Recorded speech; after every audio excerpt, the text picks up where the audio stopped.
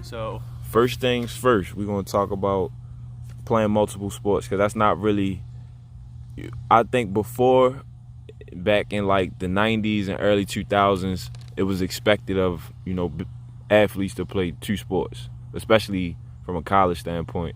How was it for you playing multiple sports? So obviously I grew up playing basketball. I grew up playing baseball too. Really didn't like it. I just wanted to try something different. Wasn't really good at it. So I stopped playing that. Then I played football in elementary school. I still kept playing basketball, two sports like at the same time. Stopped playing that for a while because middle school I started traveling all over the United States for basketball in middle school. So, and then when high school hit, my freshman and sophomore year, I did basketball, and then my sophomore season, spring, my coach came up to me and was like, "You're a good jumper. Why don't you do high jump for track?" And I was like, "Okay, let me try it." I went all the way to counties, and I hurt my other knee doing that because I jumped so much. Never really took care of myself. So, but I got better with that, and then this year coming up for fall, they were like telling me how good I can help the team win games for football, and I was pretty much taller than everybody. So I'm thinking it's gonna be easy, and I can jump high. So they just throw the ball in the air, I catch it, and really I did football, play with my friends, because I live far away. I don't live in the area, so I don't really get to hang out with people, but my friends, and also all my friends playing football, and they were like, play. So I was like, okay, I will. And then I got hurt. And always used to love to throw basketballs and any kind of balls, football, basketball, but his favorite was basketball. And then my husband, who coaches, got him into playing basketball, and I think he's been doing it since he was about 6 or 7. He's always loved basketball, and he was very dedicated and just constantly, like every day, out in front of our house playing basketball.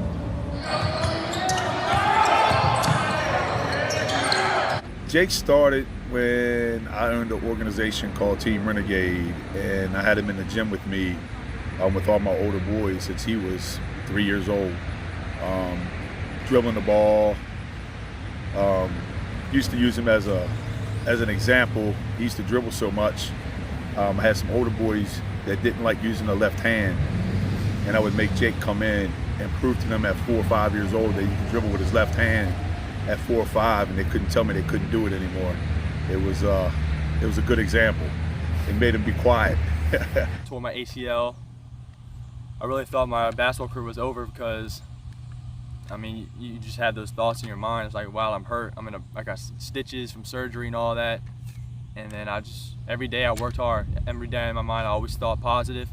Every single day, went to therapy, trained hard, went to my strength and conditioning coach, Josh Ford, who got my legs stronger to play again.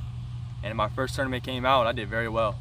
So I feel like other sports helped me out a lot at one point too, because it also got me like a little more tougher. Like football got me more tougher, got me more physical wise, like going into a lane on somebody, trying to dunk on them, or just getting that and one.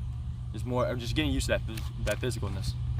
No. Oh, it's been very hard, especially with our mom having her cancer and everything. He's been through it this past year, so I give it to him. For him not being able to play and then get a school looking at him and offering him, that's a big blessing. Where were you, and how did you stay focused during that time frame? So because I got hurt before my mom got the cancer, so every day I just prayed. Every day I just believed in the Lord, and because I always said He's just gonna bring something to me. Everything's gonna be all right, and I always thought positive. And also I saw her working hard, pushing through what she was going through, and I was like, if she can do that through cancer, I could do this with no problem. And so every day I still prayed. Every single night, every single morning, I prayed every day, asking the Lord to please heal my knee, let me get back to play, and also please heal my mom so she can come see me play still when I get cleared. And so at one point my mindset was down. I did think negative really bad. And so my dad told me, he was like, everything's gonna be okay.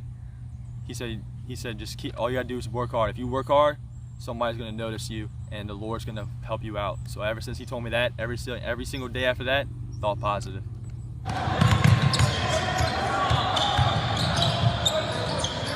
the work ethic that this kid's got is unbelievable. He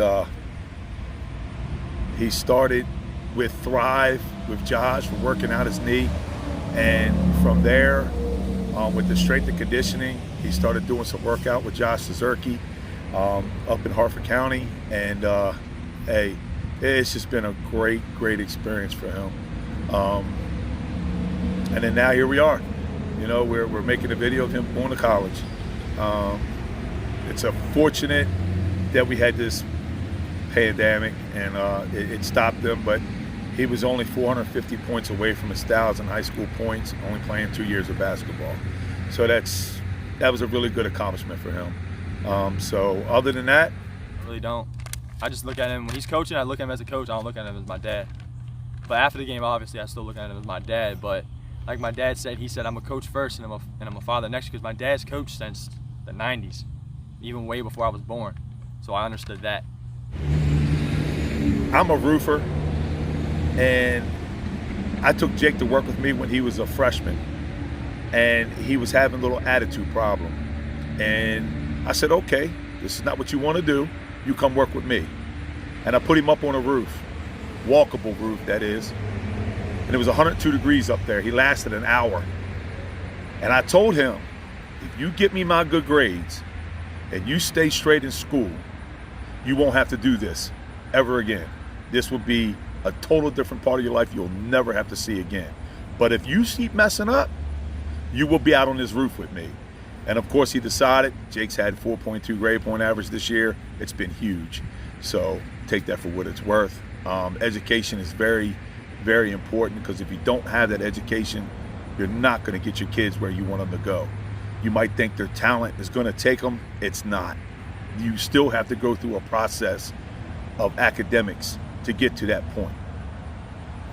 And just any final thoughts, about your son, about this process. And last thing we're gonna speak on, talk about Southern High School. You know, how your experience here. You know what you loved about the school. So, coming in as a freshman from a different county, from Severna Park, I didn't know anybody. Only knew like a couple kids from the varsity team because I went to the workouts. It was a little nerve-wracking because, it's high school. Everybody's nervous about high school, and I heard some things about Southern, how wild it was. But it's really not. The people are awesome. I love the Southern community. They all love me. They're all supportive, definitely supportive. When I was going through my injury, everybody made cards for me, sent them in mail, or called me, praying for me to get back to healthy. They're just an awesome community, and there's no other school I would not want to go to besides Southern High School. Jake Kerr worked hard. He deserves every opportunity. This is one of the biggest ones. This is not the first one he's gonna get. He's definitely, blessed to get more, but he's definitely gonna get more. And I just wish him the best. I pray he lives forever, and I pray that he does his best thing.